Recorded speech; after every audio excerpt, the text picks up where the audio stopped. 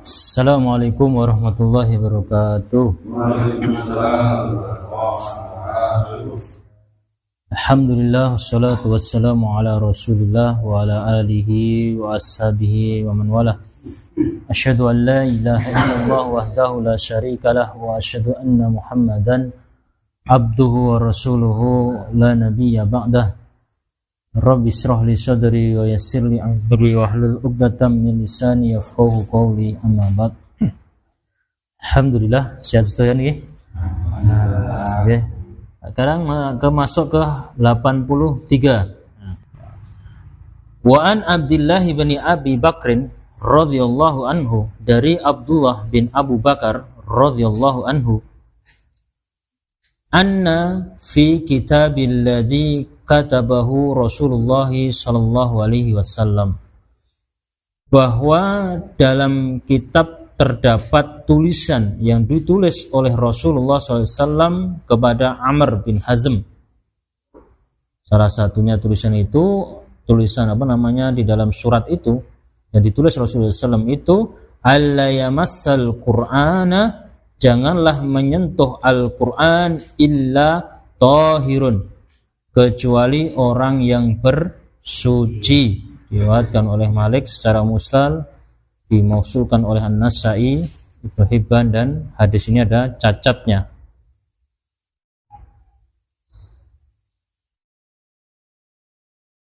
Di hadis ini memang diperselisihkan juga, ya. Ada yang mengatakan sahih, ada juga yang mursal. Imam Asy-Syafi'i mengatakan, ya, para ulama banyak mengambil pelajaran dari hadis ini karena hadis ini sahih menurut mereka. Kata Imam Asy-Syafi'i.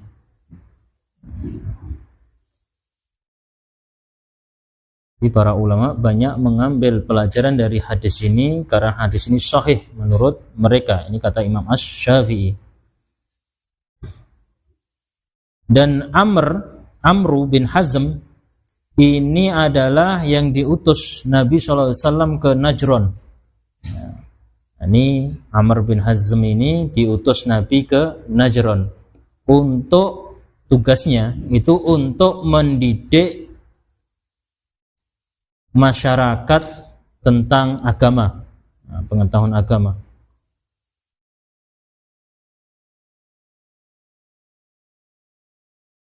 Dan pesan, ini surat ya, ini kan kata ini yang surat yang ditulis Rasulullah SAW kepada Amr bin Hazm ini adalah pesan dalam surat tersebut telah diterima oleh para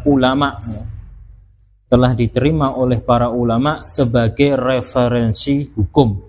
Jadi Rasulullah SAW itu menulis surat yang isinya tentang sunnah-sunnah, hukum-hukum pengetahuan agama. Termasuk ini tadi hadis ini, ya, kalimat mengatakan alla yamassal Qur'ana illa tahirun. Salah satunya tulisannya yang ditulis Rasulullah SAW seperti ini.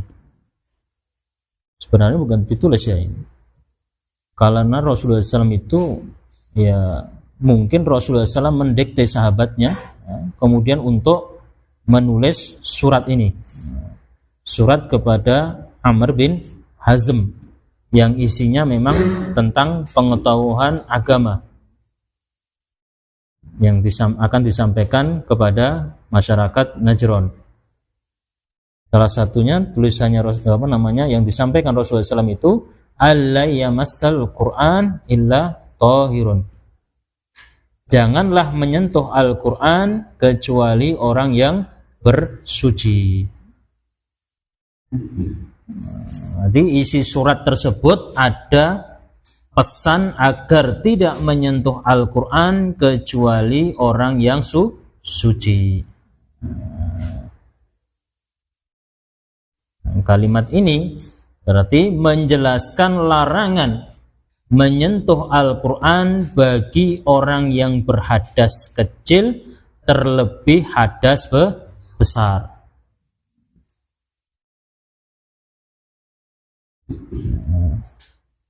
Kemudian secara zahir hadis melarang menyentuh Al-Quran tanpa penghalang bagi orang yang tidak berwudu. Maka kata Syekhul Islam Ibnu Taimiyah, kata Imam Ibnu Taimiyah, beliau mengatakan empat tokoh mazhab, yakni Imam Abu Hanifah, Imam Malik, Imam Syafi'i, Imam Ahmad bin Hambal berpendapat tidak boleh menyentuh Al-Quran kecuali orang yang suci, tidak berhadas. Nah, kata beliau, nanti menyentuh Al-Quran dia hendaknya orang yang suci, artinya dia punya wudu, tidak berhadas. Kemudian ini dasarnya apa? Ada dasar lain, yaitu surat Al-Waqiah 79. Nah, Quran surat Al-Waqiah 79. Nah, dikatakan di situ la yamassuhu illal mutatahharun. Janganlah menyentuh mushaf atau Al-Quran kecuali kalian itu suci. Nah, maka ayat ini tadi memperkuat hadis 83. Ini pendapat yang pertama ya, yang mengatakan la yamassuhu ilal mutatahharun. Ini yang mutatahharun ini orang-orang yang berhadas, artinya dia tidak punya wudu. Ya, itu pendapat pertama. Ini pendapatnya ahli fikih, pendapatnya 4 imam madhab. Pendapat kedua, nah, ini malah bertolak belakang nanti. Ini tidak ada Imam Abu Hanifah, ini tidak ada. Nah, ini yang disebut mutatahharun ini adalah para malaikat. Nah, sebutnya para malaikat di sini. Berarti ayat 79 ini bukan orang yang yang suci, orang yang tidak punya wudu, yang berhadas, bukan, tapi yang disebut di situ adalah para malaikat yang suci. Inilah mayoritas pendapat ahli tafsir. Ahli tafsir mentafsirkan semuanya, kebanyakan itu para malaikat di sini. Tidak akan la yamassuhu ilal mutatahharun di surat Al-Waqiah 79 ini, jangan menyentuh mushaf atau kecuali kalian sudah suci. Artinya suci di sini bukan manusia tapi malah malaikat. Nah, nanti tafsirnya dibuka bisa. Nah, itu pendapat yang kedua. Jadi kalau menggunakan yang pendapat kedua ini, memang nanti saya sebutkan ya, banyak sekali yang berpendapat yang pemakai pendapat yang kedua ini, jadi menyentuh al-mushaf Al-Quran, entah dia punya wudu atau berhadas sebagainya, tidak masalah dia. Kalau yang nomor 1 tadi, dia harus punya suci, harus berwudu dulu dia. Maka orang-orang zaman dulu itu membawa Al-Quran, membaca Al-Quran itu membawa jiting. Nih. Nah, kalau dia hadas, nah dia nggak nyentuh, dibalik pakai ini. Itu nanti fungsinya itu sebenarnya ngunduting iyo, ngebuka iyo. Nah, kalau dia berhadas, misalnya ngentut apa gimana, tidak punya wudu, ya dia buka begini. Nah, bisa difahami ini dua ya. Yang ahli tafsir tadi, kalau ahli tafsir mengatakan di sini al-mutatahhirun itu di surat Al-Waqiah itu dia para malaikat. Kalau yang kedua tadi ya orang yang harus suci. Maka kalau suci, kalau ada kata suci membahas dalam permasalahan fikih itu ada beberapa makna. Yang pertama, suci bukan orang junub. Nah, itu masih kaitan itu. Suci, kalau dia suci berarti dia tidak junub. Yang kedua, suci dari najis. Kalau dikatakan dia suci, bisa juga dia suci dari najis. Kalau ada yang ketiga, suci dari hadas. Kalau dia suci berarti dia tidak berhadas. Yang keempat itu suci muslim, bukan kafir. Jadi orang muslim itu suci, tidak najis. Tapi kalau orang kafir dia najis. Berarti bisa suci bukan karena junub, suci bukan karena najis, suci bukan karena hadas, suci muslim bukan kafir.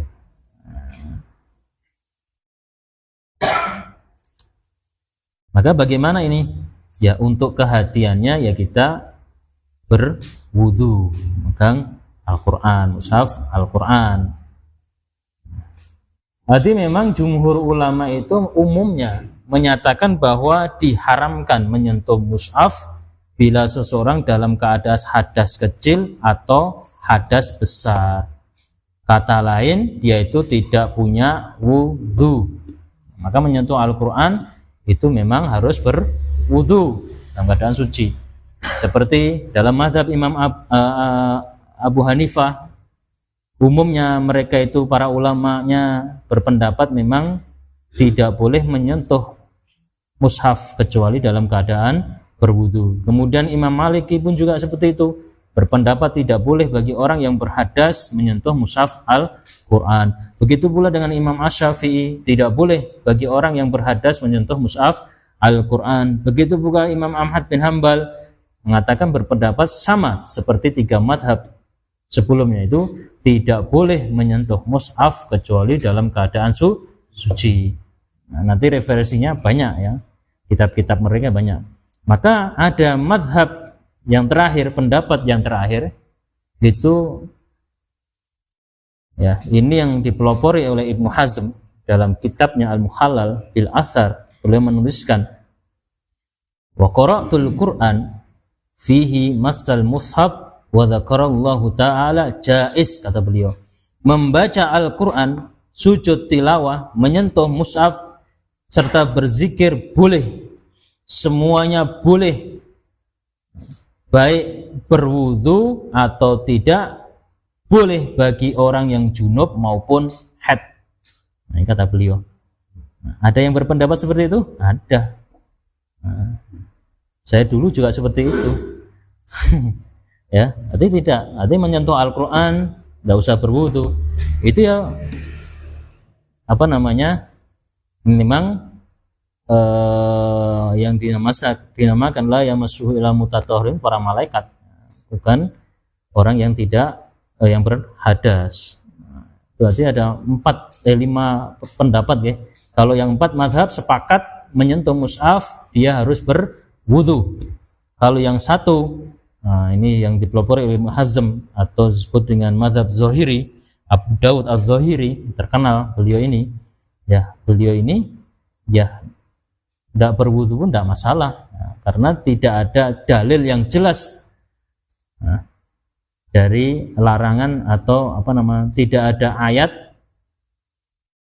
Dan beliau pun mengatakan ya, beliau itu mengatakan ya, Ibnu Hazm mengatakan ya, kata beliau ini tidak menemukan kata dilarang atau diharamkan.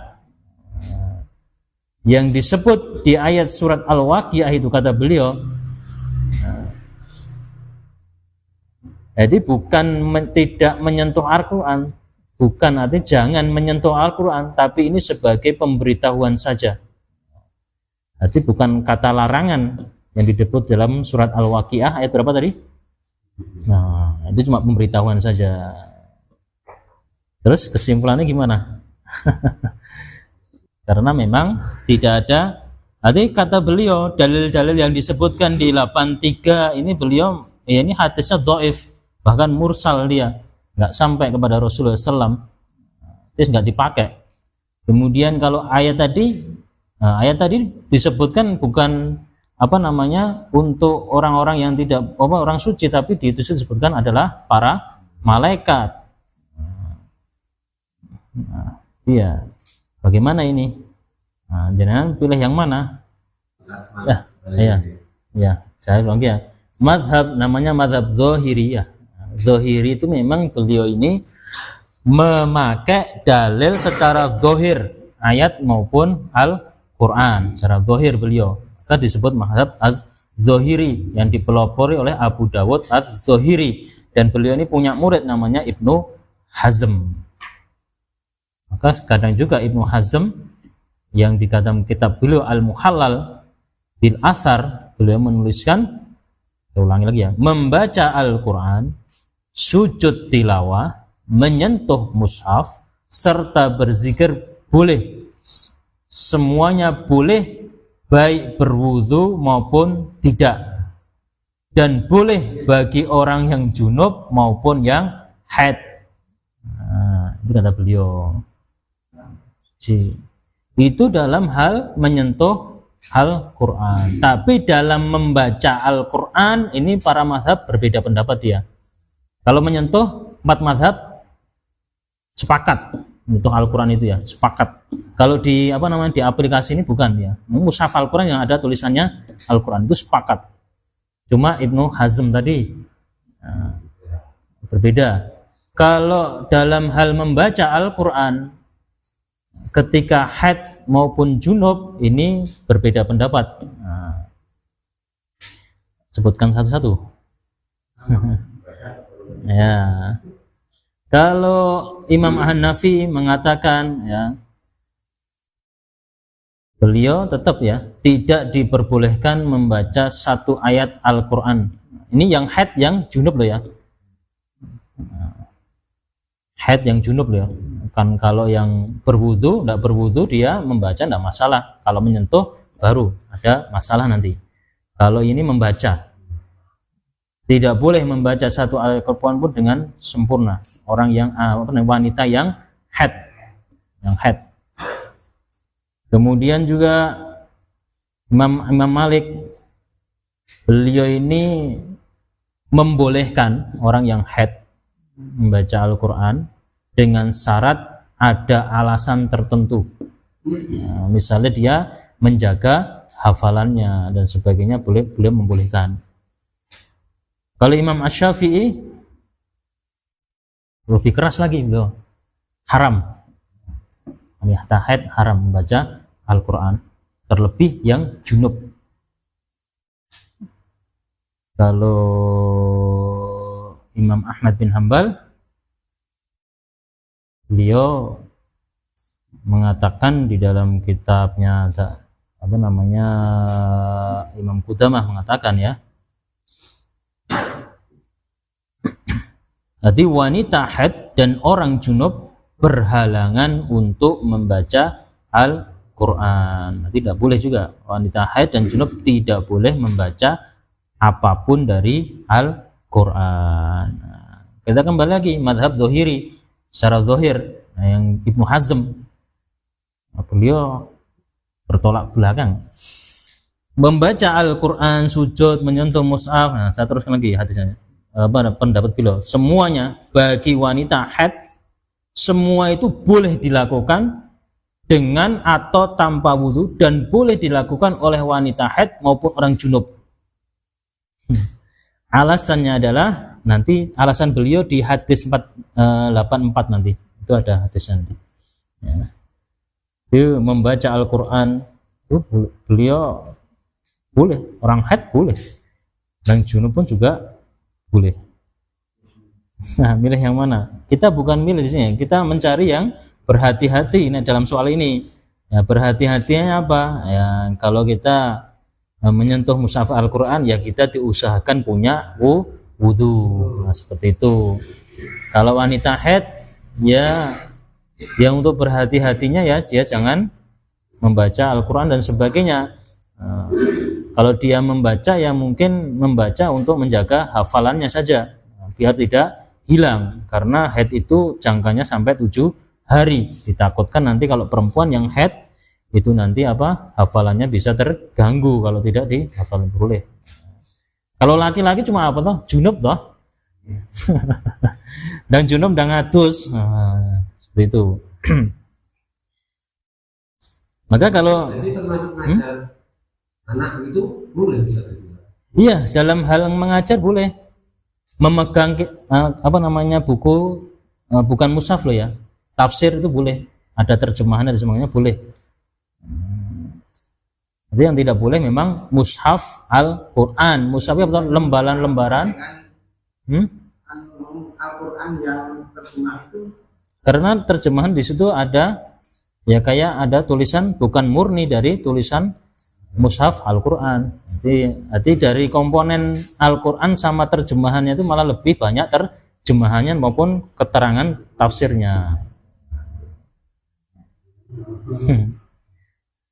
Jadi kalau kita merujuk ke Imam Asy-Syafi'i ya dalam kitab murid beliau Abu Suja rahimahullah dalam matan Taghrib beliau, maka yang diharamkan untuk wanita haid dan nifas itu ada 8. Yang pertama sholat, jelas dia. Yang kedua puasa, membaca Al-Quran, menyentuh dan membawa mushaf. 4. Masuk masjid ini dia berdiam diri ya, bukan lewat tidak masalah, masuk masjid. 6. Tawaf. 7. Berhubungan intim, berhubungan suami istri tidak boleh dia perempuan. 8. Bercumbu antara pusar dan lutut tidak boleh.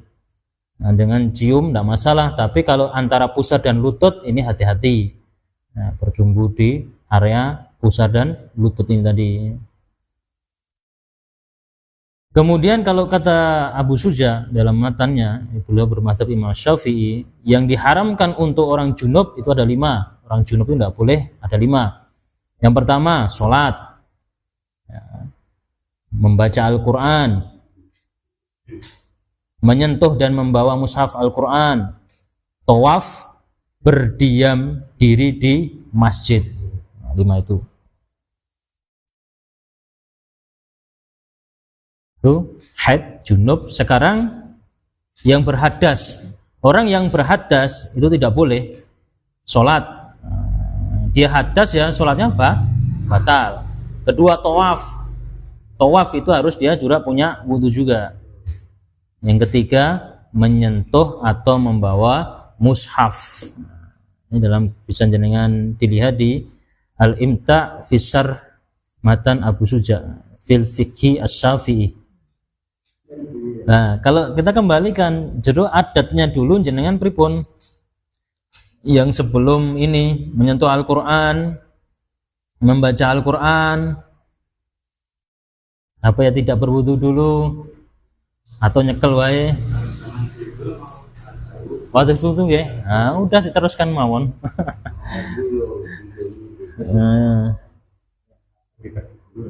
Maka ya tidak dipungkiri ada juga yang tanpa wudhu pun tidak masalah, ada juga. Nanti jenengan nanti tok ada yang bilang rasa ya memang ada, nah, tidak dipungkiri juga ada. Wah, tidak bisa selesai nih ya.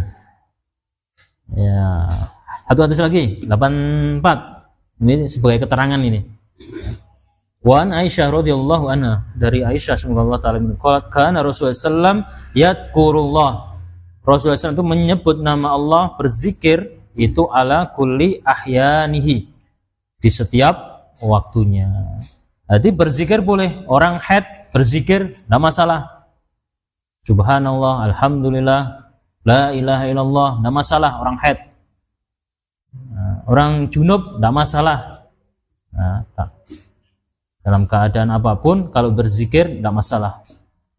Nah, maka di sini Ibnu Hazm mengatakan termasuk juga membaca Al-Quran. Membaca Al-Quran itu kata beliau termasuk dari berzikir. Dengan hadis ini.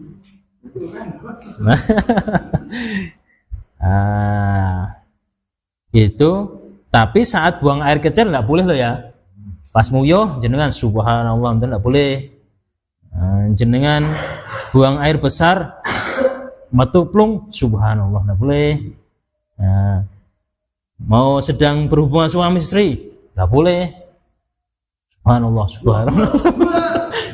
Tidak boleh. Ya. Tidak boleh. Tidak boleh ya. Maka Imam An-Nawawi mengatakan makruh. Tidak boleh, tegaskan beliau ini makruh, tidak boleh.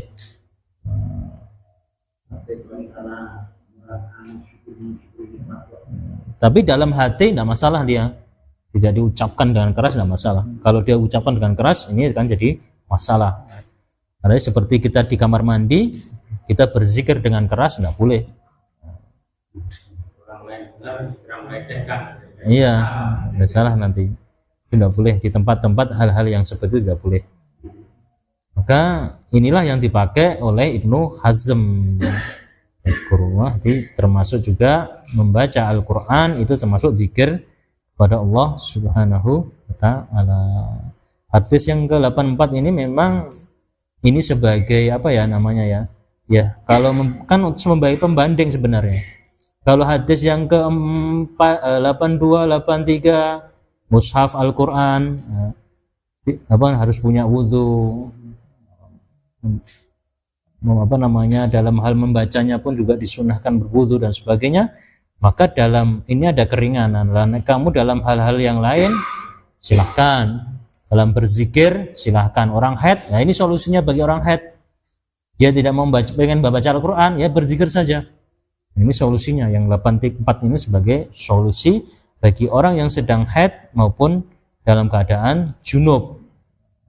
Maka sebagian para ulama membolehkan kalau ada di situ terjemahan dan apalagi kitab tafsir, tidak masalah dia. HP kan beda juga, HP kan aplikasi yang bisa hilang juga di situ. Alam bi shawab ya. Jadi kalau udah biasanya berwudu ya diteruskan mawon, itu sudah para ulama. Yang Al-Qur'annya mana? Yang Al-Qur'an itu bacaannya itu alhamdulillahirabbil alamin, yang berpahala itu. Bukan tulisannya. Nah, kalau tulisannya itu kita memang apa? Untuk menghormati Al-Qur'an. Mendolok ini ya enggak boleh sebenarnya. Nah, kalau kita belajar adab tentang Al-Qur'an, membawa taruh sini enggak boleh. Bawahnya tuh megangnya ya gini kalau adabnya. Enggak boleh. Nah, gini. Besar gini. Nah, itu memang itu walaupun tidak hadisnya belum ketemu juga, belum saya ketemukan, tapi sebagai adab kita kepada Al-Qur'an, memuliakan Al-Qur'an. Ini yang dibawa kita ini adalah tulisan-tulisan kalamullah, ya, ucapan-ucapan Allah Subhanahu wa taala. Nah, kita harus menghargainya. Nah, yang Al-Qur'annya yang mana? Yang kita baca itu Al-Qur'annya itu alhamdulillah, ya itu Al-Qur'an. Kalau mushaf itu adalah tulisan yang berisikan Al-Quran, maka namanya mushaf Al-Quran, lembaran yang berisi Al-Quran, bukan Al-Quran. Al-Quran yang kita baca ini Al-Quran, maka kita berhati-hati baca Al-Quran. Yang berpahala yang membacanya itu. Lalu mushaf ini buat terketok ya berpahala dia. Kalau kamu baca itu yang berpahala. Jadi pahami? Mushaf ini sebagai pemudah kita. Kalau nggak dikumpulkan oleh Utsman bin Affan yang terakhir, wah repot kita. Hafalan kalau mengandalkan hafalan kita ya seruput. Yes, ya, alhamdulillah ya. Bun, gitu aja. Bisa sampaikan. Aku qouli hadza astaghfirullahaladzim. Assalamualaikum warahmatullahi wabarakatuh. Waalaikumsalam warahmatullahi wabarakatuh.